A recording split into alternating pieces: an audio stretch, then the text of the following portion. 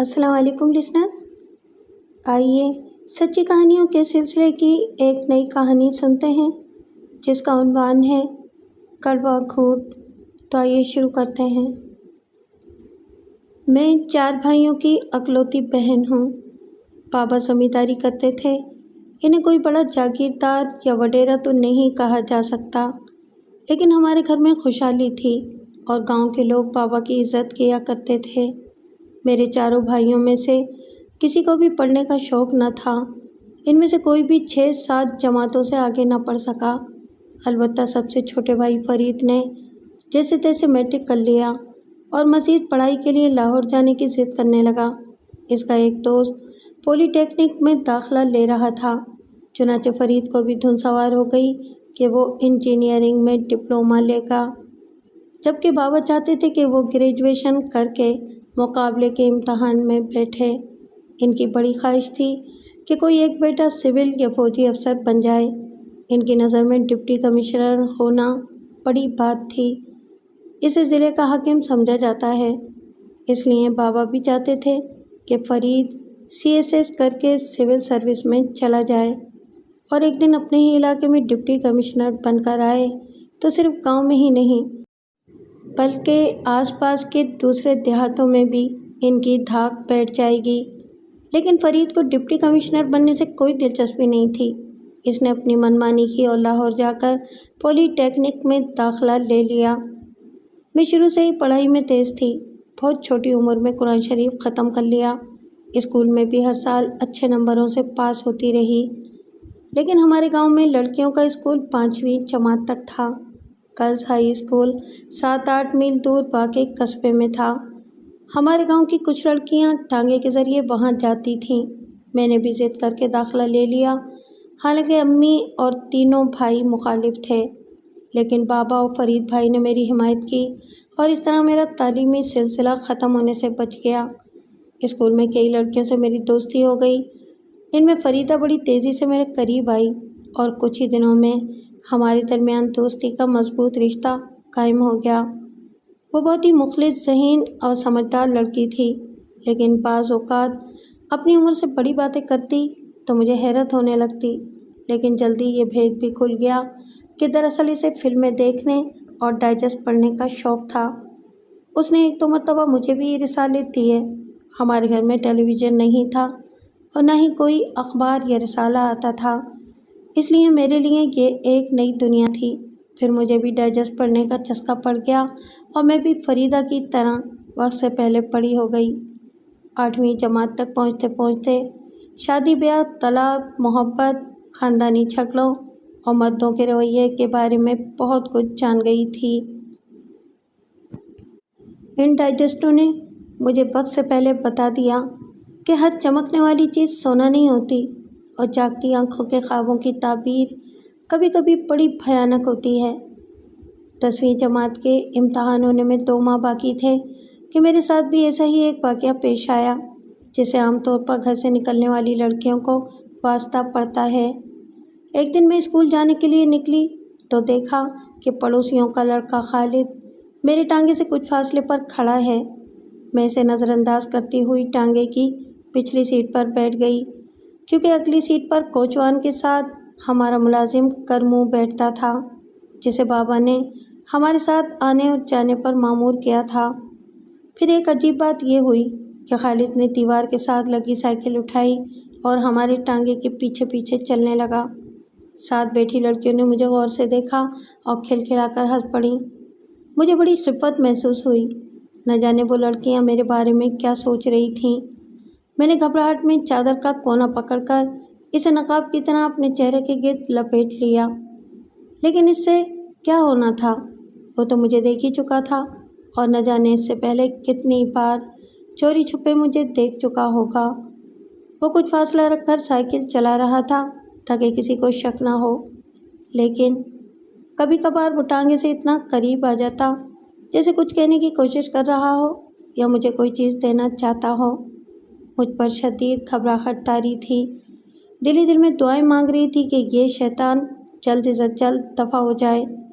اگر گاؤں کے کسی بندے کی نظر پڑ گئی یا کرمو نے ہی پیچھے مڑ کر دیکھ لیا تو بات کا پتنگڑ بن جائے گا۔ خدا نے میری دعائیں سن لیں اور وہ تقریباً 1 میل تک میرا پیچھا کرنے کے بعد واپس چلا گیا۔ اسکول میں بھی میرا دل نہیں لگ رہا تھا، بے دلی سے کلاسیں لیتی رہی۔ فریدہ نے میری اس کیفیت کو بھانپ لیا۔ اس نے وجہ پوچھی تو میں نے اسے پورا واقعہ سنا دیا۔ میری بات سن کر وہ بولی، تم نے بہت اچھا کیا جو چہرے پر نقاب لے لیا۔ آئندہ اگر وہ تمہارا پیچھا کرے تو کرمو چاچا کو بتا دینا، وہ خود ہی اس کی طبیعت صاف کر دے گا۔ فریدہ کے مشورے میں کوئی وزن نہیں تھا۔ کرمو چاچا کو بتانے سے کوئی فائدہ نہ ہوتا۔ وہ بیچارہ ایک معمولی نوکر تھا اور خالد سے الجھنا اس کے بس کی بات نہیں تھی۔ وہ زیادہ سے زیادہ یہی کر سکتا تھا کہ بابا کو بتا دیتا۔ اس کے بعد کا منظر بڑا واضح تھا۔ بابا میرا اسکول جانا بند کر دیتے، میری تعلیم ادھوری رہ جاتی۔ اس کے بعد میرا رونا دھونا، ضد کرنا سب بیکار ہوتا۔ گاؤں والوں کے نزدیک عزت سب سے زیادہ پیاری ہوتی ہے اور اس کی خاطر وہ بڑی سے بڑی قربانی دینے سے دریغ نہیں کرتے۔ میری تعلیم تو اس کے مقابلے میں کچھ بھی نہیں تھی، لہٰذا میں نے خاموشی اختیار کرنے کا فیصلہ کیا۔ 2 مہینے بعد کی ہی تو بات تھی۔ اس کے بعد امتحان ہو جاتے اور میں گھر بیٹھ جاتی۔ دوسرے دن میں گھر سے ہی نقاب لے کر نکلی، لیکن خالد نظر نہیں آیا۔ میں نے دل میں خدا کا شکر ادا کیا۔ اس طرح 2-3 روز سکون سے گزر گئے، لیکن چوتھے دن وہ پھر آ گیا اور پہلے کی طرح اس نے سائیکل پر میرا تعاقب شروع کر دیا۔ میں بھی دل پر جبر کیے بیٹھی رہی اور اس کی طرف دیکھنا بھی گوارا نہ کیا۔ کچھ دور تک وہ ٹانگے کے ساتھ ساتھ چلتا رہا اور پھر ہاتھ ہلاتا ہوا واپس چلا گیا۔ میرے دل میں بری طرح خوف بیٹھ گیا تھا۔ خالد میرا کچھ نہیں بگاڑ سکتا تھا، بس مجھے اپنی بدنامی کا ڈر تھا۔ اگر کسی نے دیکھ لیا تو بات کا پتنگڑ بن جائے گا۔ کئی بار سوچا کہ خالد کے گھر جاؤں اور اس سے براہ راست بات کروں، لیکن اس سے ایک بار مخاطب ہونے کا مطلب اس کی ہمت بڑھانا ہوتا۔ ابھی تو وہ خاموش تھا، لیکن پھر وہ کھل جاتا اور راستے بھر مجھ پر فکریں کستا رہتا۔ اس لیے میں نے خاموش رہنے میں ہی عافیت سمجھی۔ پھر اچانک یہ سلسلہ بند ہو گیا اور خالد نے میرے راستے میں آنا چھوڑ دیا۔ امتحانوں تک حالات پرسکون رہے، لیکن میری چھٹی اس بتا رہی تھی کہ یہ خاموشی کسی آنے والے بڑے طوفان کا پیش خیمہ ہے۔ امتحانوں کے بعد فراغت ہی فراغت تھی۔ میں نے گھر کے کاموں میں امی کا ہاتھ بٹانا شروع کر دیا۔ فریدہ سے میرا رابطہ قائم تھا۔ فرید بھائی کی لاہور میں یہی جاب لگ گئی۔ وہ مہینے میں ایک بار گاؤں کا چکر ضرور لگاتے اور میرے لیے 2-4 رسالے ضرور لاتے۔ گھر میں میری شادی کی بات چل رہی تھی۔ 2-4 پتھر ضرور آئے، لیکن ان میں ایک بھی ایسا نہ تھا جو نشانے پر لگتا۔ پھر ایک دن وہ بھونچال آ ہی گیا جس کا مجھے ڈر تھا۔ وہ ایک عام سی سپہر تھی۔ میں دوپہر کا کھانا کھانے اور گھر کے کام نمٹانے کے بعد بستر پر لیٹی معمول کے مطابق ڈائجسٹ پڑھ رہی تھی کہ بڑے کمرے سے کسی کے زور زور سے بولنے کی آواز آ رہی تھی۔ میں ہڑبڑا کر بستر سے اٹھی، دوپٹہ گلے میں ڈالا اور کمرے کی طرف جانے لگی، لیکن اپنا نام سن کر دروازے میں ہی رک گئی۔ دروازے کی اوٹ سے جھانک کر دیکھا تو امی اور خالد کی ماں میں زور و شور سے تکرار ہو رہی تھی۔ میں نے کہہ دیا نا کہ ابھی وہ پڑھنا چاہتی ہے، کم سے کم 2 سال تک اس کی شادی کرنے کا کوئی ارادہ نہیں ہے۔ لیکن میں نے تو سنا ہے کہ تم لوگ اس کی شادی کرنا چاہ رہے ہو اور اس کے کچھ رشتے بھی آئے ہیں۔ خالد کی ماں ہاتھ نچاتے ہوئے بولی، دیکھ بہن، جس گھر میں بیری ہو وہاں پتھر تو ضرور آتے ہیں۔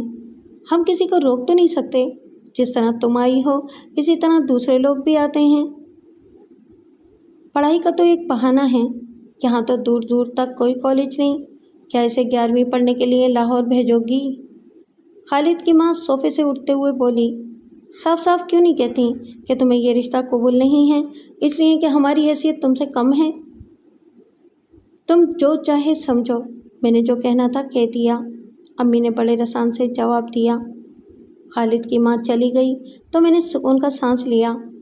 اس نے اپنے لیے کم حیثیت کا لفظ استعمال کرتے ہوئے خاصی رعایت سے کام لیا تھا، ورنہ حقیقت میں وہ کمی لوگ تھے چند سال پہلے تک خالد کا باپ اور چچا ہماری زمینوں پر کھیتی باڑی کا کام کرتے تھے۔ پھر انہوں نے کچھ رقم جمع کر کے قصبے میں برتنوں کی دکان کھول لی، جو کچھ ہی عرصے میں چل نکلی۔ اس طرح ان کے گھر میں تھوڑی بہت خوشحالی نظر آنے لگی۔ انہوں نے اپنا مکان بھی پختہ کروا لیا اور گھر کے مرد صاف ستھرے کپڑوں میں نظر آنے لگے۔ خالد کا حال بھی انہی لوگوں جیسا تھا، جو 4 پیسے ہاتھ میں آنے کے بعد اپنے آپ کو سکندر اعظم سمجھنے لگتے ہیں۔ پڑھنے لکھنے سے اسے کوئی دلچسپی نہیں تھی۔ کچھ دیر کے لیے دکان پر چلا جاتا اور باقی وقت گاؤں کی گلیوں میں آوارہ گردی کرتا رہتا۔ اسے فلمیں دیکھنے کا چسکا تھا۔ قصبے کے اکلوتے سینما میں ہر ہفتے نئی فلم لگتی تھی اور خالد کے لیے فلم کا پہلا شو دیکھنا باقی دوسرے کاموں کی نسبت زیادہ اہم تھا۔ یا پھر وہ دوستوں میں بیٹھ کر سلطان راہی اور شان کے انداز میں مکالمے بولتا اور بڑکے مارتا۔ ایسی ہی ایک بڑک اس نے میری طرف بھی اچھال دی۔ میری ماں کے انکار نے اس کی انا کو زبردست ٹھیس پہنچائی تھی۔ یہ انکار اس کی توقع کے برعکس تھا۔ دراصل دوستوں کو فلمی ڈائیلاگ سنا کر وہ اپنے آپ کو بھی فلمی ہیرو سمجھنے لگا تھا، اور شاید اس کے خوشامدید دوستوں نے بھی اسے یہ باور کرا دیا تھا کہ وہ کسی شہزادہ گلفام سے کم نہیں۔ گاؤں کی جس لڑکی کی طرف نگاہ اٹھا کر دیکھے گا وہ اس کی گود میں پکے ہوئے پھل کی طرح آن گرے گی، لیکن اس کی پہلی ہی کوشش رائے گنگ گئی۔ میری ماں کے انکار نے اسے اپنی یہ اوقات یاد دلا دی تھی اور اب وہ اوچھی حرکتوں پر اتر آیا۔ اس نے میری سہیلی زرینہ کے ذریعے پیغام بھجوایا کہ مجھے اس انکار کی بھاری قیمت ادا کرنی پڑے گی اور وہ مجھے زندگی بھر چین سے نہیں رہنے دے گا۔ میں ایک خوشحال زمیندار کی بیٹی اور 4 بھائیوں کی اکلوتی بہن تھی۔ ایک چھچورے اور آوارہ شخص کی دھمکیوں سے کیسے مرعوب ہو سکتی تھی؟ میں نے زرینہ کو پوری طرح جھڑک دیا اور سختی سے کہا کہ اگر آئندہ وہ خالد کا کوئی پیغام لے کر آئی تو میں اس سے بھی ملنا چھوڑ دوں گی۔ بظاہر تو میں پرسکون تھی، لیکن اندر سے ڈر بھی لگ رہا تھا۔ خالد جیسے لوگوں سے کسی بھی حرکت کی توقع کی جا سکتی تھی۔ میں نے سب کچھ اللہ پر چھوڑ دیا اور لمبی تان کر لیٹ گئی۔ کچھ دن سکون سے گزر گئے اور کوئی خاص واقعہ رونما نہ ہوا۔ پھر اچانک ہی گھر میں میری رشتے کی بات چل نکلی۔ وہ لوگ کسی دوسرے گاؤں میں رہتے تھے اور ہماری ہی طرح کے چھوٹے موٹے زمیندار تھے۔ شاید ان سے کچھ دور پرے کی رشتہ داری بھی تھی۔ لڑکے کی ماں اور بہنیں مجھے دیکھنے آئیں تو انہوں نے میری تعریفوں کے پل باندھ دیے۔ ان کا بس نہیں چل رہا تھا کہ وہ اسی وقت مجھے اپنے ساتھ لے جائیں۔ امی نے سوچنے کے لیے وقت مانگا تو لڑکے کی ماں بولی، نہیں جی، جتنا چاہے وقت لے لو، اچھی طرح چھان پھٹک کر لو، لیکن میں تو بس اتنا جانتی ہوں کہ آج سے نجمہ میری بیٹی ہے اور مجھے یقین ہے کہ یہ میرے امجد کے ساتھ بہت خوش رہے گی۔ وہ چلی گئیں تو میں نے امجد کے بارے میں سوچنا شروع کر دیا۔ امی نے بتایا کہ وہ 12ویں پاس ہے تو مجھے کچھ اطمینان ہوا۔ وہ مزید تعلیم حاصل کرنا چاہتا تھا، لیکن باپ کی بیماری کی وجہ سے اسے زمینوں کا کام سنبھالنا پڑا۔ گھر میں سبھی لوگ اس رشتے کے حق میں تھے۔ رشتہ داری ہونے کے باوجود بابا نے اپنے طور پر چھان بین کر لی تھی اور ہر طرح سے مطمئن ہو جانے کے بعد یہ رشتہ قبول کر لیا گیا۔ دونوں طرف سے شادی کی تیاریاں شروع ہو گئیں۔ بابا دل کھول کر پیسہ خرچ کر رہے تھے۔ ان کا کہنا تھا کہ میری ایک ہی بیٹی ہے، اس کی شادی پر اپنے سارے ارمان پورے کروں گا۔ میں بھی خوشی خوشی سب کاموں میں ماں کا ہاتھ بٹا رہی تھی، البتہ خالد کی طرف سے دھڑکا لگا رہتا تھا۔ اس دوران میں زرینہ کئی مرتبہ میرے پاس آئی، لیکن اس نے خالد کے بارے میں کوئی بات نہیں کی۔ ایک روز میں نے اس سے خود ہی پوچھ لیا تو وہ بولی، تم نے منع کر دیا تھا نا، اس لیے میں نے کچھ نہیں بتایا، ورنہ وہ تو آئے دن کچھ نہ کچھ کہتا رہتا ہے۔ یا اللہ خیر، میں نے سینے پر ہاتھ رکھتے ہوئے کہا، کہیں کوئی گڑبڑی نہ کرتے۔ تم فکر مت کرو، وہ مجھے تسلی دیتے ہوئے بولی، میں نے اس کا دماغ ٹھکانے لگا دیا ہے اور سمجھا دیا ہے کہ اگر اس نے کوئی ایسی ویسی حرکت کی تو تمہاری 4 بھائی اس کا قیمہ بنا دیں گے۔ ویسے بھی وہ بزدل بندہ ہے اور بڑھ کے مارنے کے علاوہ کچھ نہیں کر سکتا۔ بارات بڑی دھوم دھام سے آئی۔ بابا نے گاؤں کے سبھی لوگوں کو شادی میں بلایا تھا۔ دلچسپ بات یہ ہے کہ خالد اور اس کے گھر والے بڑے جوش و خروش کے ساتھ اس شادی میں شریک ہوئے۔ یہ بات مجھے بعد میں سرینا نے بتائی کہ خالد تو امجد سے اس طرح گھل مل کر باتیں کر رہا تھا جیسے وہ دونوں بچپن کے یار بیلی ہوں۔ یہ سن کر مجھے اطمینان ہو گیا کہ خالد کے دل میں اب کوئی کدورت نہیں رہی۔ سسرال میں میرا شاندار استقبال ہوا اور امجد تو میری صورت دیکھتے ہی فرفتہ ہو گیا۔ اس کا والہانہ پن اور بےتابی دیکھ کر میں بھی سر سے پاؤں تک پیار کے نشے میں ڈوب گئی۔ شادی والی صبح ساس نندیں مجھ پر صدقے باری ہونے کے لیے تیار تھیں۔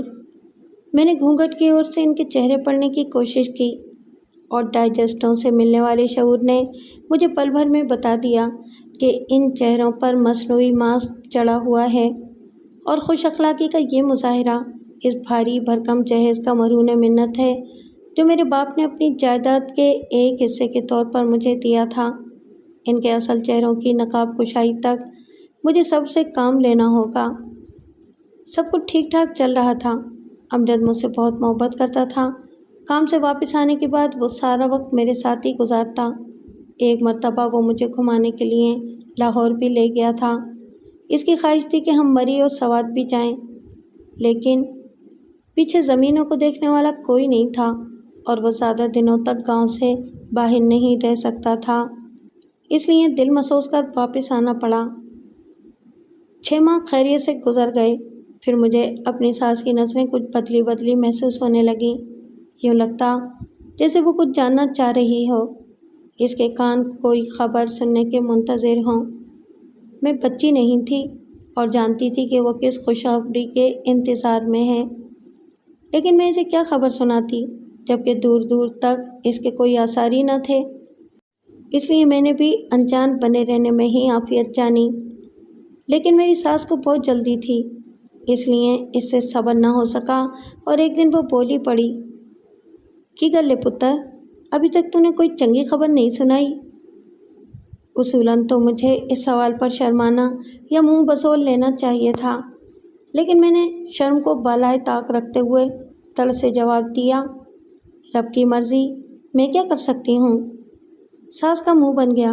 شاید وہ مجھے اس سے بھی زیادہ سخت جواب دیتی، لیکن اس نے منافقت کا مظاہرہ کرتے ہوئے ایک پھیکی مسکراہٹ اپنے چہرے پر سجائی اور بولی، ہاں کہتی تو ٹھیک ہی ہے، چلو انتظار کر لیتے ہیں، ابھی دن ہی کتنے ہوئے ہیں۔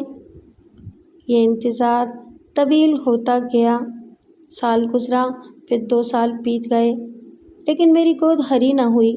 ساس نے اٹھتے بیٹھتے تانے دینا شروع کر دیے۔ اس دوران میں نے خالد کی ماں کو اپنے گھر آتے دیکھا۔ وہ بہت دیر تک میری ساس کے پاس بیٹھی خسر پسر کرتی رہی۔ مجھ سے کہنے لگی کہ اس گاؤں میں اس کے کسی رشتہ دار کی فوتگی ہو گئی تھی اور وہ پرسے کے لیے آئی تھی۔ پھر اسے یاد آیا کہ میں بھی اسی گاؤں میں رہتی ہوں، تو وہ مجھ سے ملنے چلی آئی۔ حالانکہ وہ تمام وقت میری ساس کے پاس ہی بیٹھی رہی، مجھ سے تو اس نے رسمی سلام دعا ہی کی تھی۔ میرے لیے ساس نندوں کے طعنے ناقابل برداشت ہو گئے، تو میں نے امجد سے کہا کہ وہ مجھے لاہور کسی لیڈی ڈاکٹر کے پاس لے چلے، میں اپنا چیک اپ کروانا چاہتی ہوں۔ امجد میں بہت سی خوبیاں تھیں، لیکن کہیں آنے جانے سے اس کی جان جاتی تھی۔ لاہور جانے کا سن کر بھی اس نے ٹال مٹول شروع کر دی اور کہنے لگا، اگر ہماری قسمت میں اولاد لکھی ہے تو ضرور ہوگی، اور اگر نہیں تو پھر لیڈی ڈاکٹر بھی کچھ نہیں کر سکتی، بہت کچھ کر سکتی ہے۔ میں نے ترکی بترکی جواب دیا، ممکن ہے کہ مجھ میں کوئی ایسی خرابی ہو جو دواؤں یا چھوٹے موٹے آپریشن سے دور ہو جائے اور میں بچہ پیدا کرنے کے قابل ہو جاؤں۔ جہاں تک میری معلومات کا تعلق ہے تو بانجھ پن ایک لا علاج مرض ہے اور آج تک کوئی بانجھ عورت بچے پیدا نہیں کر سکی۔ امجد کی بات سن کر مجھے طیش آ گیا اور میں غصے سے بولی، تم مجھے بانجھ کہہ رہے ہو؟ تو اور کیا کہوں؟ جس عورت کے یہاں شادی کے 2 سال بعد بھی بچہ نہ ہو وہ بانجھی کہلائے گی؟ وہ اپنی ماں اور بہنوں کی زبان بول رہا تھا۔ اس کے دماغ میں یہ بات بٹھا دی گئی تھی کہ میں بانجھ ہوں، اس کے بعد یہ ترغیب دی جاتی کہ وہ دوسری شادی کر لے، لیکن میں اتنی آسانی سے ہار ماننے والی نہیں تھی۔ میں نے دل کو مضبوط کرتے ہوئے کہا، اسی لیے تو چیک اپ کروانا چاہ رہی ہوں، تاکہ معلوم ہو جائے کہ واقعی میں بچہ پیدا کرنے کے قابل نہیں ہوں، تاکہ اس کے بعد تمہیں بھی فیصلہ کرنے میں آسانی ہو۔ کیسا فیصلہ؟ یہ کیا کہہ رہی ہو نجمہ؟ امجد کچھ بے چین ہوتے ہوئے بولا، میں تمہارے علاوہ کسی اور کا تصور بھی نہیں کر سکتا۔ ہم بچے کے بغیر بھی زندگی گزار سکتے ہیں۔ جذباتی ڈائیلاگ بول کر مجھے بہلانے کی کوشش مت کرو۔ میں نے اس کی آنکھوں میں آنکھیں ڈالتے ہوئے کہا، میں جانتی ہوں کہ تمہاری دوسری شادی کا فیصلہ ہو چکا ہے، لیکن تم میری محبت میں اس فیصلے کو قبول کرنے سے ہچکچا رہے ہو۔ میں اسی لیے چیک اپ کروانا چاہتی ہوں کہ میرے پانچ پن کی تصدیق ہو جانے کی صورت میں تمہاری ہچکچاہٹ دور ہو جائے۔ یہ تمہارا وہم ہے۔ امجد میری بات ختم ہوتے ہی بول اٹھا، ایسی کوئی بات نہیں ہے، اور نہ ہی میں نے کبھی دوسری شادی کے بارے میں سوچا ہے۔ میں نے اس کے چہرے کو غور سے دیکھا اور پل بھر میں جان گئی کہ اس کے الفاظ دلی جذبات کی عکاسی نہیں کر رہے ہیں۔ آسان لفظوں میں کہا جا سکتا ہے کہ وہ جھوٹ بول رہا تھا، لہٰذا میں نے بحث کو سمیٹنے کی خاطر کہا، بہرحال کچھ بھی ہو، ہم کل ہی لاہور جائیں گے، اور اگر تمہیں کوئی مسئلہ ہے تو میں اپنے بھائی کے ساتھ چلی جاتی ہوں۔ امجد جلدی سے بولا، نہیں، انہیں تکلیف دینے کی کیا ضرورت ہے، میں تمہارے ساتھ چلوں گا۔ گائناکولوجسٹ نے میرا تفصیلی معائنہ کیا، کچھ سوالات پوچھے اور بولی، بظاہر تو سب کچھ نارمل ہے، پھر بھی میں مزید کنفرمیشن کے لیے کچھ ٹیسٹ لکھ رہی ہوں۔ ان کی رپورٹ دیکھنے کے بعد ہی فائنلی کچھ کہہ سکوں گی۔ امجد گھر جانے کے موڈ میں تھا، لیکن میں نے اصرار کیا کہ ٹیسٹ بھی ابھی کروا لیتے ہیں، بار بار آنا مشکل ہوگا۔ امجد نے حسب معمول ٹالنے کی کوشش کی، لیکن میرے اصرار پر وہ مجبور ہو گیا، اور ہم نے ایک معروف لیبارٹری سے ٹیسٹ بھی کروا لیے۔ ایک ہفتے بعد جب میں اور امجد ان ٹیسٹوں کی رپورٹ لے کر دوبارہ لیڈی ڈاکٹر کے پاس گئے تو اس نے رپورٹ دیکھنے کے بعد کہا، آپ کی رپورٹس تو کلیئر ہیں، اب میں وثوق سے کہہ سکتی ہوں کہ آپ میں کوئی نقص نہیں اور آپ بالکل ٹھیک ہیں۔ ڈاکٹر صاحب، یہ بات ہے تو پھر اولاد کیوں نہیں ہوتی؟ خدا کے کاموں میں کون دخل دے سکتا ہے؟ میرے سامنے ایسے کئی کیسز آئے ہیں کہ میاں اور بیوی دونوں ہی اولاد پیدا کرنے کے قابل ہیں، اس کے باوجود ان کے یہاں اولاد نہیں ہوئی۔ پھر وہ کچھ سوچتے ہوئے بولی، میرا خیال ہے مسٹر امجد کہ آپ کو بھی اپنا چیک اپ کروا لینا چاہیے، تاکہ صورتحال پوری طرح واضح ہو جائے۔ امجد یہ سنتے ہی ہتے سے اکھڑ گیا اور بولا، میں بالکل ٹھیک ہوں، میں کیوں اپنا چیک اپ کرواؤں؟ ہر مرد اپنے بارے میں اسی انداز سے سوچتا ہے، ڈاکٹر طنزیہ لہجے میں بولی، لیکن اندر کا حال کوئی نہیں جانتا۔ اگر اولاد نہیں ہو رہی تو ضرور کہیں نہ کہیں کوئی خرابی ہے۔ آپ کی بیگم اپنا معائنہ کروا چکی ہیں، اب آپ کو بھی اپنی تسلی کے لیے ٹیسٹ کروا لینا چاہیے، اس میں آپ ہی کا فائدہ ہے۔ ڈاکٹر کی بات ختم ہونے سے پہلے ہی امجد نے میرا ہاتھ پکڑا اور کرسی سے اٹھتے ہوئے بولا، آپ کے مشورے کا شکریہ، اگر ضرورت محسوس ہوئی تو اس پر ضرور عمل کروں گا۔ گھر آ کر میں نے اپنی ساس کو ساری بات بتا دی۔ میرا خیال تھا کہ وہ امجد کو سمجھا بجھا کر ٹیسٹ کروانے پر آمادہ کر لے گی، لیکن وہ تو بیٹے سے بھی 2 ہاتھ آگے نکلی، اور اس نے الٹا مجھ کو ہی برا بھلا کہنا شروع کر دیا۔ 4 جماعتیں کیا پڑھ لیں، اپنے آپ کو بڑی علامہ سمجھنے لگی ہے۔ میں تو کہتی ہوں کہ وہ ڈاکٹر بھی اس سے ملی ہوئی ہے، جبھی تو سارا الزام میرے بیٹے پر ڈال دیا ہے۔ واقعی مجھ سے بڑی بھول ہوئی، کسی چٹی ان پڑھ کو لے کر آتی تو یہ دن دیکھنا نہ پڑتے۔ کمرے میں آ کر امجد نے مجھ پر غصہ کرنا شروع کر دیا، کہنے لگا، ماں کو یہ سب باتیں بتانے کی کیا ضرورت تھی؟ وہ پرانے خیالات کی عورت ہیں اور ان باتوں کو نہیں سمجھتی، لیکن تمہیں تو بکرات بننے کا بڑا شوق ہے، اب بھگتو۔ میں بھی بھنائی ہوئی تھی، چل کر بولی، ہاں میں ہی رہ گئی ہوں سب کچھ بھگتنے کے لیے، تم کچھ نہ کرنا۔ میری سمجھ میں نہیں آتا کہ تم ٹیسٹ کروانے سے کیوں انکار کر رہے ہو؟ دیکھو نا، اس میں ہمارا ہی فائدہ ہے، اگر کوئی چھوٹی موٹی خرابی ہوئی تو وہ علاج سے دور ہو جائے گی اور ہماری گود میں بھی ایک پیارا سا بچہ آئے گا۔ دیکھو، مجھے اطمینان ہو گیا کہ تمہارے اندر کوئی خرابی نہیں ہے۔ اب اللہ نے چاہا تو بچہ بھی ہو جائے گا۔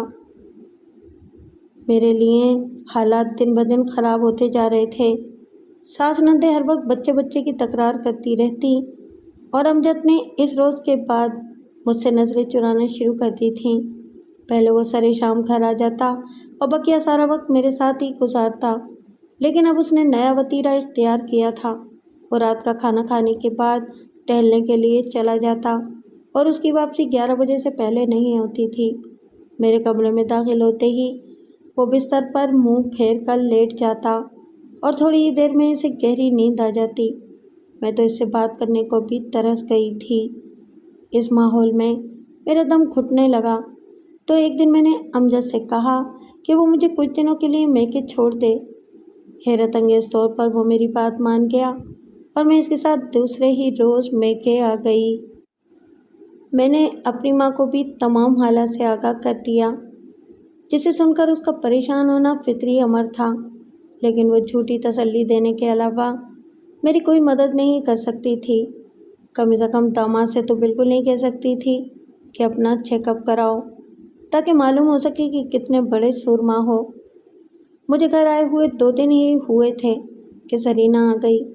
اس نے ڈرتے ڈرتے مجھ سے کہا، تم نے مجھے منع کیا تھا نا کہ خالد کا کوئی پیغام تم تک نہ پہنچاؤں، لیکن اب حالات ایسے ہو گئے ہیں کہ میں خاموش نہیں رہ سکتی۔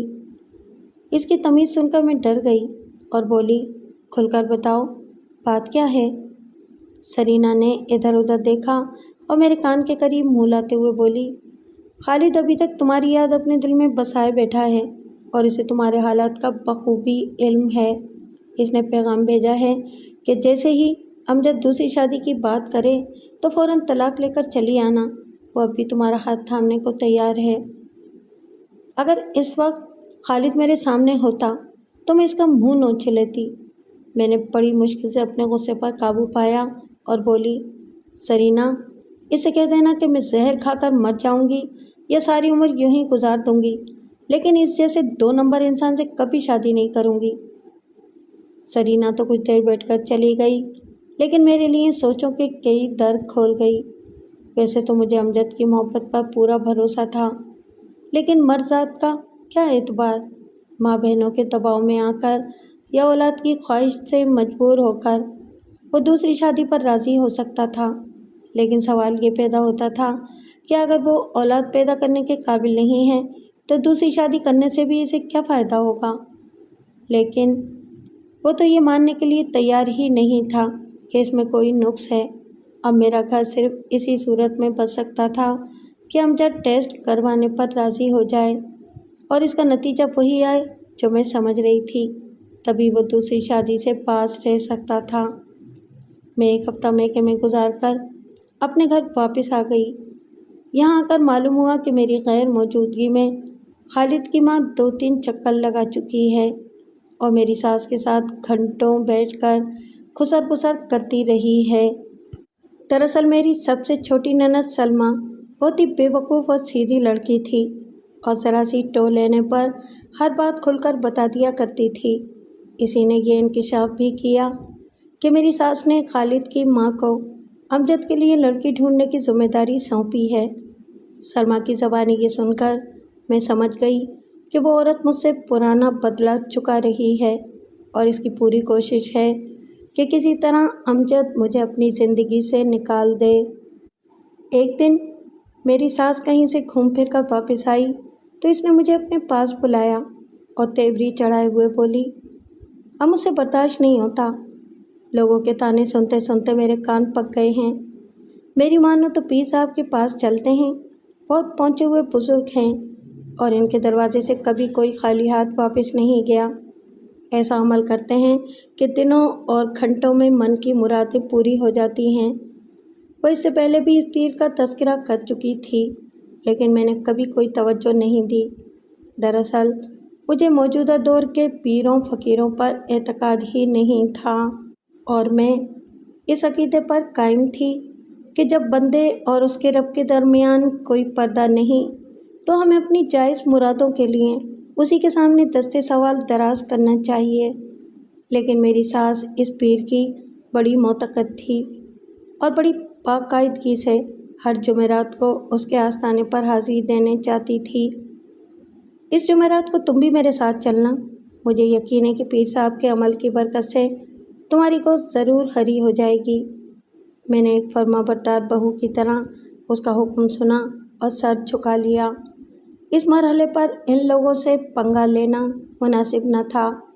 پیر کے پاس ایک آدھ مرتبہ جانے میں کوئی حرج نہ تھا، ذرا میں بھی تو دیکھوں اس پیر کی کرامات جو بنجر زمین میں فصل اگا دیتا ہے۔ میں نے امجد کو بھی بتا دیا تھا کہ جمعرات والے دن پیر صاحب کے پاس من کی مراد لینے جا رہی ہوں۔ وہ میرے لہجے کی کاٹ سے گھبرا گیا اور بولا، پیر صاحب کے سامنے ادب سے بیٹھنا اور اپنی زبان پر قابو رکھنا۔ اگر پیر صاحب ناراض ہو گئے تو ہمارے حق میں اچھا نہ ہوگا۔ کیا ہوگا؟ یہی نا کہ زیادہ سے زیادہ وہ مجھے جلا کر بھسم کر دیں گے۔ اچھا ہے، تمہاری مشکل بھی آسان ہو جائے گی اور تم سکون سے دوسری شادی کر سکو گے۔ تمہارے دماغ میں ہر وقت الٹی سیدھی باتیں چلتی رہتی ہیں۔ کس نے کہہ دیا کہ میں دوسری شادی کر رہا ہوں؟ کسی نے نہیں کہا، لیکن اتنا ضرور جانتی ہوں کہ اماں جی نے کسی عورت کو تمہارے لیے لڑکی ڈھونڈنے کا ٹاسک دے دیا ہے۔ اگر وہ میری دوسری شادی کر رہی ہوتی تو تمہیں پیر صاحب کے پاس لے کر نہ جاتی۔ یہ سب تو وہ حجت تمام کرنے کے لیے کر رہی ہیں تاکہ یہ ثابت کر سکیں کہ پیر صاحب کے عمل کے باوجود بھی میں بچہ پیدا کرنے میں ناکام رہی اور تمہاری دوسری شادی کی راہ ہموار ہو جائے۔ تم غلط انداز میں سوچ رہی ہو، میرا دوسری شادی کرنے کا کوئی ارادہ نہیں ہے۔ جمعرات والے دن عصر کی اذان سے کچھ دیر پہلے میری ساس نے مجھے ایک نیا جوڑا دیا اور کہا کہ جلدی سے تیار ہو جاؤ کیونکہ پیر صاحب مغرب کے بعد کسی سے نہیں ملتے۔ میں نے حیرت سے ساس کی طرف دیکھا۔ ہم پیر سے ملنے جا رہے تھے، کسی تقریب میں نہیں، پھر اس تیاری کی کیا ضرورت تھی؟ لیکن وہ الٹے دماغ کی عورت تھی، اس سے الجھنا بیکار تھا، لہٰذا خاموشی سے تیار ہو کر اس کے ساتھ چل دی۔ اس پیر کا ٹھکانہ آبادی سے باہر تھا۔ میرا خیال تھا کہ وہاں کافی رش ہوگا، لیکن گنتی کے چند لوگ ہی نظر آئے، 2-4 عورتیں اور ایک آدھ مرد، اس لیے ہماری باری جلدی آ گئی۔ پیر صاحب کے کمرے میں دروازے کے ساتھ ہی ایک بڑی سی صندوقچی رکھی تھی۔ میری ساس نے اس میں نذرانہ ڈالا اور پیر صاحب کو سلام کر کے ایک طرف بیٹھ گئی۔ میں نے بھی اس کی تقلید کی اور کنکھیوں سے پیر کا جائزہ لینے لگی۔ میں نے اپنے ذہن میں اس کا جو تصور قائم کیا تھا وہ اس سے بالکل مختلف نکلا۔ میں سمجھ رہی تھی کہ پیر صاحب کوئی برگزیدہ شخصیت ہوں گے، نورانی چہرہ، سفید داڑھی، سفید لباس، لبوں پر تبسم اور ہاتھ میں تسبیح۔ لیکن میرے سامنے سادہ لباس پہنے ایک انتہائی کرک چہرے والا شخص بیٹھا تھا، سرخ سفید چہرہ، سیاہ گھنی داڑھی، لمبے بال، سرخ آنکھیں۔ اس نے میری ساس کو گھورا، پھر اس کی نظریں میرے چہرے پر جم کر رہ گئیں۔ کچھ دیر تک خاموشی رہی، پھر وہ گرجدار آواز میں بولا، کس لیے آئی ہو؟ میری ساس نے دونوں ہاتھ جوڑتے ہوئے کہا، سائیں، اس کی شادی کو 2 سال ہو گئے پر ابھی تک اولاد سے محروم ہے۔ سائیں، اس کے لیے دعا کرو، سونا رب اس کی گود بھر دے۔ پیر نے اشارے سے مجھے اپنے پاس بلایا اور بولا، لڑکی، کیا نام ہے تیرا؟ میں نے اپنا نام بتایا تو اس نے آنکھیں بند کر لیں اور منہ میں کچھ پڑھنے لگا۔ 15 منٹ اسی طرح گزر گئے، پھر اس نے اپنی آنکھیں کھولیں اور بولا، تجھ پر کسی نے جادو کیا ہوا ہے، اس کی کاٹ کرنے میں وقت لگے گا، 40 دن کا عمل ہے، تجھے روزانہ آنا ہوگا، اگر ایک دن بھی ناغہ کر لیا تو نئے سرے سے کرنا ہوگا۔ اگر پابندی سے آ سکتی ہے تو میں کل سے ہی عمل شروع کر دیتا ہوں۔ میری ساس جلدی سے بولی، ہاں جی، آئے گی، ضرور آئے گی، میں اسے اپنے ساتھ لے کر آؤں گی۔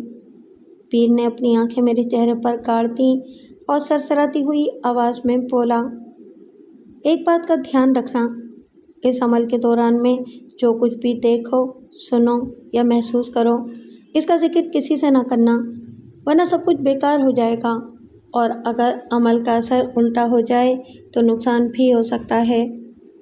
मेरी सास ने एक बार फिर सर हिलाकर अपनी रजामंदी का इजहार किया। मुझे पीर साहब के पास बैठे बैठे उलझन सी हो रही थी, लेकिन जब तक वो ना कहता मैं वहाँ से उठ नहीं सकती थी। इसी दौरान में मगरिब की अज़ान हो गई। मेरा ख्याल था कि वो नमाज़ पढ़ने के लिए उठेगा और इस तरह हम लोगों को भी वहाँ से जाने की इजाज़त मिल जाएगी, लेकिन वो इसी तरह आलती पालती मारे बैठा रहा। उसने एक बार फिर अपनी आंखें बंद कर लीं और ज़ेरे लब कुछ पढ़ने लगा। 5 मिनट बाद उसने आंखें खोली और कहा, अब तुम लोग जाओ, कल वक्त पर आ जाना। मुझ पर इस पीर का कुछ अच्छा तासुर कायम ना हुआ। वो यकीनन कोई बहरूपिया था जो गांव के सादा और मासूम लोगों को बेवकूफ़ बनाकर लूट रहा था। अगर वो नमाज़ पढ़ने चला जाता तो शायद मेरी नज़रों में इसका कुछ भरम रह जाता, लेकिन बेनमाजी शख्स की मेरे दिल में कोई कदर हो ही नहीं सकती थी। मैंने घर आने के बाद यही बात अपनी सास से कही तो वो उल्टा मुझ पर ही बरस पड़ी। नाशुक्री कहीं की, इसने हमारी खातिर अपनी नमाज कज़ा कर दी और तू उसके लिए ऐसा कह रही है।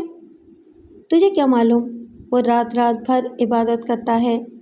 ख़बरदार, अगर आइंदा कोई ऐसी बात की। भूल गई कि पीर साहब ने क्या कहा था, जो कुछ भी देखो या सुनो इसका जिक्र किसी से न करना। मुझे इस जाहिल औरत पर बहुत गुस्सा आया। सब कुछ आंखों से देखने के बाद भी वो ये मक्खी निगलने को तैयार थी, जबकि मुझे इस पीर की नीयत कुछ ठीक नहीं लग रही थी। मैंने ऐसे नाम नेहाद और जाली पीरों के बारे में बहुत कुछ पढ़ रखा था, जो गांव की मासूम और भोली भाली औरतों को औलाद का झांसा देकर इनकी इज्जत से खेलते हैं। मैं दोबारा इस पीर के पास जाना नहीं चाह रही थी, लेकिन सास से क्या कहती। वो तो इस पीर की इतनी मोतक़िद थी कि उसके बारे में ऐसी कोई बात सुनते ही मुझे चोटी से पकड़कर घर से निकाल देती। वैसे भी ये सब मेरे ख़दशात थे। जब तक कोई बात सामने ना आ जाती कुछ कहना मुनासिब न था। दूसरे दिन हम लोग मगरिब के बाद गए तो वहाँ बिल्कुल सन्नाटा छाया हुआ था। सब लोग जा चुके थे और वह पीर अपने कमरे में तन्हा बैठा था। मेरी सास ने हस्ब दस्तूर संदूकची में नजराना डाला और फर्श पर बैठने वाली थी कि पीर ने इसे कमरे से बाहर जाने का इशारा किया। पीर ने मुझे अपने पास बुलाया और सामने बिठाकर बोला, अब मैं अपना अमल शुरू कर रहा हूँ। इस दौरान में तुम मेरी हर बात मानती रहोगी और ज़बान से कुछ नहीं कहोगी। अगर एक लफ्ज़ भी मुंह से निकाला तो सब कुछ चौपट हो जाएगा। ये बहुत ही अजीब व गरीब शख्स था, जिसे पहुंचा हुआ बुजुर्ग मानने को दिल तैयार नहीं था, लेकिन इस वक्त मुझे देखो और इंतज़ार करो की पॉलिसी पर अमल करना था, इसलिए खामोश रही। फिर पीर ने मुझे अपनी चादर उतारने को कहा और तख्त पर अपने करीब बिठा लिया। फिर इसने मेरे दोनों हाथ पकड़े और आंखें बंद करके कुछ पढ़ने लगा। ये ज़िंदगी में पहला मौका था जब किसी गैर मर्द ने मेरे हाथ पकड़े थे, लेकिन अमल को पूरा करने के लिए मुझे पीर का हर हुक्म मानना था, इसलिए खामोश रही। वो तकरीबन आधे घंटे तक यही करता रहा। फिर इस ज़ोर से मेरे हाथों को झटका दिया और मैं बेध्यानी में इससे जा टकराई। इसने फ़ौरन ही मुझे शानों से थाम लिया। अब मैं इसकी आगोश में थी और वो मुझ पर झुका हुआ था। इसकी सांसें मेरे चेहरे से टकरा रही थीं। मैंने जल्दी से अपने आप को इसकी गिरफ्त से आज़ाद किया और अपनी जगह आन बैठी। फिर इसने मुझे घर जाने का इशारा किया और मैं हवास बाख्ता कमरे से बाहर निकल आई। घर आने के बाद सास से तो कुछ न कहा, लेकिन पीर की नीयत मुझ पर पूरी तरह वाज़ेह हो चुकी थी। अब मुझे अपने तहफ़्फ़ुज़ के लिए कुछ करना था। वो पीर मेरी इज़्ज़त के दर पे था, जबकि मैं किसी कीमत पर भी इस खेल का हिस्सा नहीं बन सकती थी। दूसरे दिन घर से निकलते वक्त मैंने सब्ज़ी काटने की तेज़ धार छुरी अपने नेफे में उरस ली और मुसम्मम इरादा कर लिया कि आज अगर पीर ने कोई ऐसी वैसी हरकत की तो मैं ये छुरी इसके सीने में उतार दूंगी। तीसरे दिन उसने एक और अजीब हरकत की। पहले तो अपने सामने बिठाकर कुछ पढ़ता रहा, फिर मुझे बगली कमरे में जाने का इशारा करते हुए बोला, वहाँ जाकर लेट जाओ और अपने दिमाग में बच्चे का तस्वुर करके 1 घंटे तक छत को देखती रहो।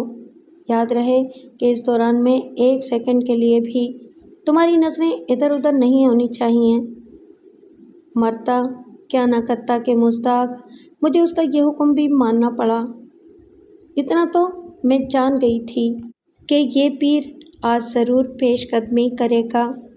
मैंने कमरे में जाकर नेफे से छुरी निकाली और इसे तकिए के नीचे रखकर बिस्तर पर लेट गई। मेरा जहन तेज़ी से काम कर रहा था और मैं कोई ऐसी तरकीब सोच रही थी कि सांप मर जाए और लाठी भी न टूटे, यानी मैं कोई खून खराबा किए बगैर इस मुसीबत से आज़ाद हो जाऊं। पीर से इंतज़ार न हो सका और वो आधे घंटे बाद ही कमरे में आ गया। जब उसने दरवाज़ा बंद करके अंदर से कुंडी चढ़ाई तो मुझे इसकी नीयत पर कोई शक न रहा। वो हरीसाना नज़रों से मेरे जिस्म का जायज़ा लेते हुए बोला, मुझे तुम पर तरस आता है। वाकई तुम बहुत दुखी और मजलूम हो। अगर तुम्हारी औलाद न हुई तो तुम्हारा शौहर दूसरी शादी करेगा, फिर तुम कहाँ जाओगी? अपने घर को बचाना चाहती हो तो बच्चा पैदा करो, और ये बच्चा मेरे ज़रिए से होगा, क्योंकि मैं तुम जैसी खूबसूरत लड़की पर जुल्म होते नहीं देख सकता। इसके लिए तुम्हें मुझसे ताउन करना होगा। जिस तरह पहले मेरी सब बातें मानती आई हो, इसी तरह आइंदा भी खामोश रहना। ये कहकर वो आगे बढ़ा। इससे ज़्यादा बर्दाश्त करना मेरे लिए मुमकिन न था। मैंने इसे धक्का दिया, बिस्तर से छलांग लगाई और तकिए के नीचे से छुरी निकालकर इसकी नोक अपने सीने पर रखते हुए बोली, अब अगर तुमने कोई ऐसी वैसी हरकत की तो मैं ये छुरी अपने जिस्म में उतार लूँगी, और इसके बाद तुम्हारे लिए मुश्किल हो जाएगा कि इस कमरे में मेरी लाश की मौजूदगी का कोई जवाब पेश कर सको। इसे शायद मेरी जानिब से ऐसे शदीद रद्द अमल की तवक्को नहीं थी। वो बुरी तरह घबरा गया और बोला, तुम गलत समझ रही हो। खुदा की कसम, मेरी कोई बुरी नीयत नहीं थी। मैं तो सिर्फ तुम्हारी मदद करना चाह रहा था। अब कुछ कहने सुनने की ज़रूरत नहीं, मैंने बिफरी हुई शैनी की तरह कहा। सीधी तरह दरवाज़ा खोलो और मुझे यहाँ से जाने दो, वरना मैं अपनी जान दे दूँगी। पहले वादा करो कि जो कुछ हुआ इसका जिक्र किसी से नहीं करोगी। मैं बेवकूफ़ नहीं थी कि किसी से ये बात कहती। वैसे भी कौन यकीन करता। गांव में तो सब लोग ही इस पीर के मोतक़िद थे, लिहाजा मैंने सर हिलाकर हाँ कहती। पीर ने दरवाज़ा खोल दिया और मैं छुरी को चादर में लपेटकर वहाँ से चली आई। अपनी इज्जत के बच जाने पर मैंने 2 रकत नफिल शुक्राने के पढ़े और साथ से साफ साफ कह दिया कि मैं अब इस पीर के पास नहीं जाऊंगी। वो तो ये सुनते ही हत्थे से उखड़ गई और इसने मुझे बेनुकत सुना डाली। मुझे भी गुस्सा आ गया और मैंने चलकर कहा, अगर वो इतना ही पहुंचा हुआ पीर है तो कोई तावीज़ दे दे या घर पर पढ़ने के लिए कोई वजीफ़ा बता दे। मुझे तन्हाई में क्यों बुलाता है? सास में ज़रा सी भी अकल होती तो वो मेरा इशारा समझ जाती, लेकिन वो तो पीर के ख़िलाफ़ कुछ सुनने को तैयार ही न थी। शाम को अमजद घर वापस आया तो इसके भी खूब कान भरे गए।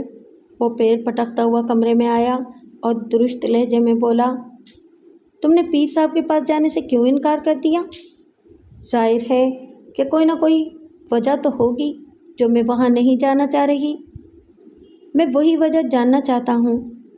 अब मेरे लिए ज़रूरी हो गया था कि इसे एतमाद में लेकर सब कुछ बता दूँ, वरना मेरी सास को इसे मेरे ख़िलाफ़ भड़काने का एक और मौका मिल जाएगा। मैंने इससे वादा लिया कि वो ये बात सुनकर ना तो मुश्तइल होगा और ना ही किसी से इसका जिक्र करेगा। इसके बाद मैंने इसे इन 2 दिनों में होने वाले वाक़यात की तफसील बता दी। मेरी बात सुनकर इसके चेहरे का रंग बदल गया, लेकिन इसने फ़ौरन ही अपनी हालत पर काबू पा लिया और बोला, जी तो चाहता है कि इस पीर के टुकड़े कर दूं, लेकिन तुमसे वादा कर चुका हूं, इसलिए ज़ब्त करना ही होगा। अब कहीं जाने की ज़रूरत नहीं, हम औलाद के बग़ैर ही ठीक हैं। लेकिन मुझे औलाद चाहिए, मैंने भर्राई हुई आवाज़ में कहा। तो फिर मैं क्या करूं? जिस तरह मैंने सब्र कर लिया है तुम भी कर लो। मेरी बात मान लो अमजद, एक बार अपना भी चेकअप करवा लो। फिर तुमने वही बकवास शुरू कर दी। ये कहकर वो गुस्से के आलम में कमरे से बाहर चला गया। मैं भी हिम्मत हारने वाली नहीं थी। उठते बैठते इसे राम करने की कोशिश करने लगी। कहते हैं कि अगर पत्थर पर भी मुसलसल पानी पड़ता रहे तो इसमें दरार पड़ जाती है। وہ تو پھر گوشت پوشت کا انسان تھا۔ میں نے تریا 74 کے ذریعے اسے قابو کیا اور ایک سہانی صبح ہم لاہور کے لیے روانہ ہو گئے۔ ٹیسٹ کی رپورٹ دیکھنے کے بعد ڈاکٹر نے واضح طور پر کہہ دیا کہ امجد باپ بننے کی صلاحیت سے محروم ہے اور اس مرض کا کوئی علاج ممکن نہیں۔ ہماری رہی سہی امید بھی ختم ہو گئی اور ہم دونوں منہ لٹکائے گھر واپس آ گئے۔ راستے میں امجد نے خاص طور پر مجھ سے التجا کی کہ میں اس بات کا ذکر کسی سے نہ کروں۔ وہ میرا شوہر تھا، مجھ سے محبت کرتا تھا، لہٰذا اس کی مردانگی کا بھرم رکھنا میرا فرض تھا۔ چنانچہ میں نے بچہ پیدا نہ ہونے کا سارا الزام اپنے سر لے لیا اور دن رات ساس نندوں کے طعنے برداشت کرنے لگی۔ اب میری ساس کھل کر میری مخالفت پر اتر آئی تھی۔ اس نے پورے گاؤں میں یہ بات مشہور کر دی کہ وہ امجد کی دوسری شادی کر رہی ہے۔ خالد کی ماں اس معاملے میں اس کا پورا ساتھ دے رہی تھی اور وہ دونوں مل کر امجد کے لیے لڑکی ڈھونڈ رہی تھیں۔ مجھے یقین تھا کہ اپنی حقیقت جان لینے کے بعد امجد کبھی بھی دوسری شادی پر تیار نہیں ہوگا۔ پھر ایک دن مجھے معلوم ہوا کہ رضیہ نامی کسی لڑکی کے ساتھ امجد کا رشتہ طے ہو رہا ہے۔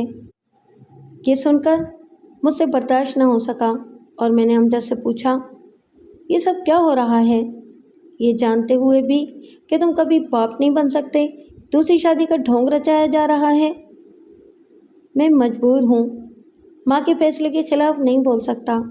اس نے دھمکی دی ہے کہ اگر میں نے دوسری شادی نہ کی تو وہ مجھے دودھ نہیں بخشے گی اور زہر کھا کر مر جائے گی۔ تم نے پہلے میری زندگی برباد کی اور اب ایک اور لڑکی کو محرومی کی آگ میں جلانا چاہتے ہو، اس کا تمہیں کوئی خیال نہیں؟ جو قسمت میں لکھا ہے وہ تو ہو کر رہے گا۔ بہرحال میں اپنی ماں کی حکم عدولی نہیں کر سکتا، لیکن میں تمہیں دوسری شادی کی اجازت نہیں دے سکتی۔ تم سے اجازت مانگ کون رہا ہے؟ وہ بے رخی سے بولا، اگر تم نے خوشی سے اجازت نہیں دی تو پہلے تمہیں طلاق دوں گا اور پھر دوسری شادی کر لوں گا۔ یہ اس شخص کے الفاظ تھے جو صبح و شام میری محبت کا دم بھرتا تھا، جس نے ساتھ جینے اور ساتھ مرنے کی قسمیں کھائی تھیں۔ وہ اتنی جلدی بدل سکتا ہے، اس کی مجھے توقع نہیں تھی۔ میں نے اسی وقت اپنا سامان باندھنا شروع کر دیا اور دوسرے دن الگ صبح میکے کے لیے روانہ ہو گئی۔ امجد سمیت سسرال کے کسی فرد نے مجھے روکنے کی کوشش نہیں کی، البتہ ساس نے اتنا ضرور کہا، تم اپنی ذمہ داری پر جا رہی ہو، بعد میں ہمیں قصوروار نہ ٹھہرانا۔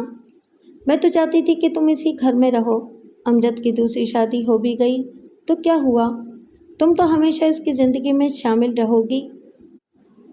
میں نے اس عورت کی باتوں کا کوئی جواب نہیں دیا اور گھر آ کر امی کو سارا ماجرا بیان کر دیا۔ جب باپ اور بھائیوں کو معلوم ہوا تو وہ بھی طیش میں آ گئے۔ ممکن تھا کہ وہ کوئی سخت قدم اٹھاتے، لیکن امی نے سمجھا بجھا کر انہیں ٹھنڈا کر دیا۔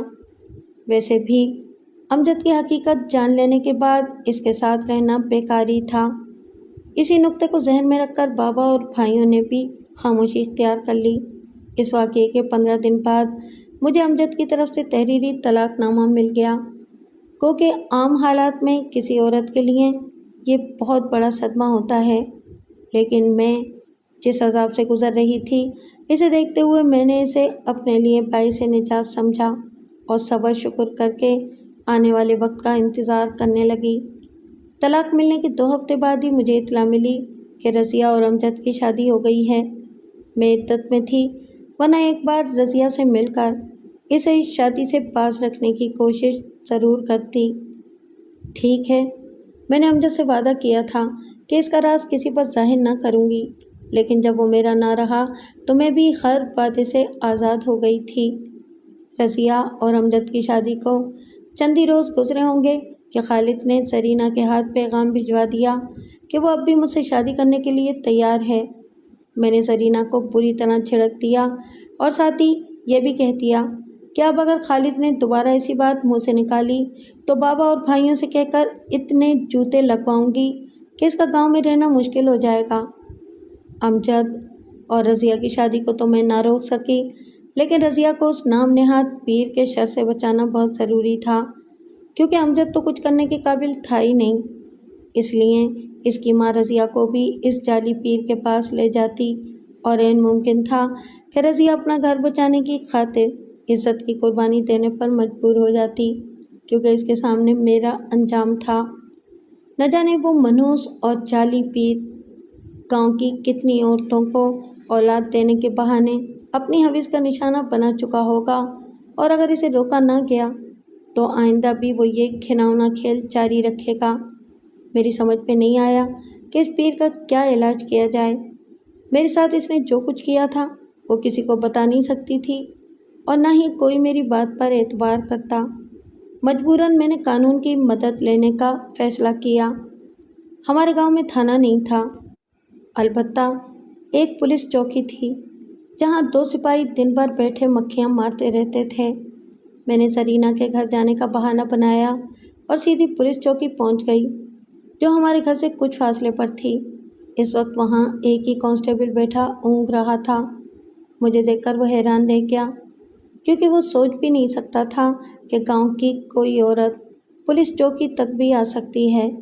اس نے ایک بار پھر پلکیں جھپکائیں اور بولا، بی بی کیا بات ہے، تم یہاں کیوں آئی ہو؟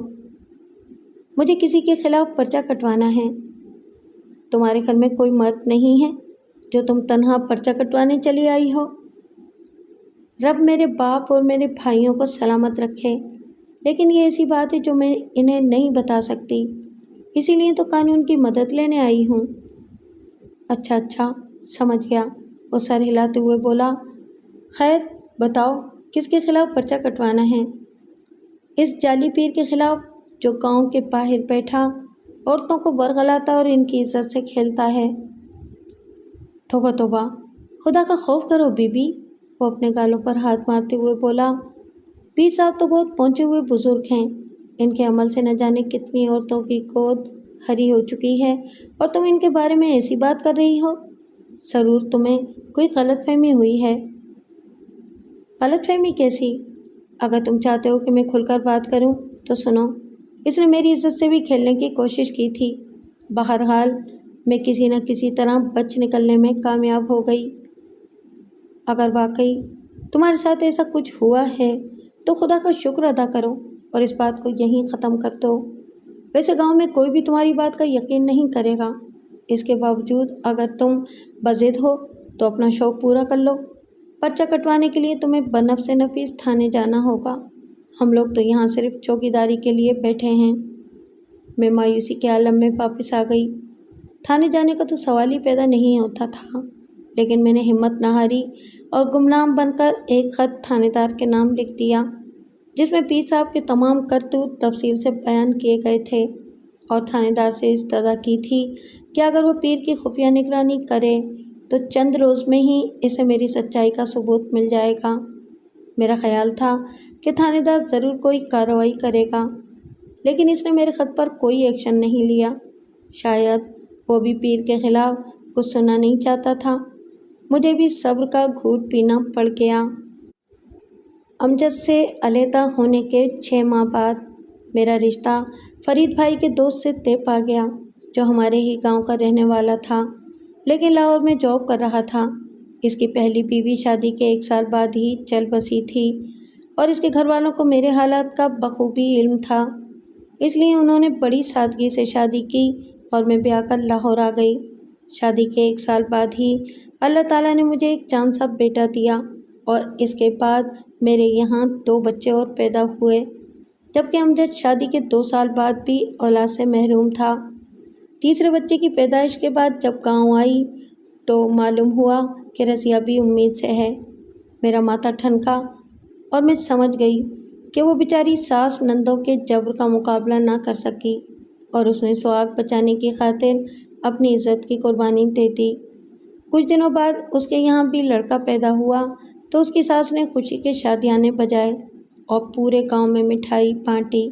ساتھ ہی وہ یہ بھی کہتی پھر رہی تھی کہ اگر نجمہ میری بات مان لیتی تو پیر صاحب کے عمل سے وہ بھی ماں بن جاتی اور اس کا گھر اجڑنے سے بچ جاتا۔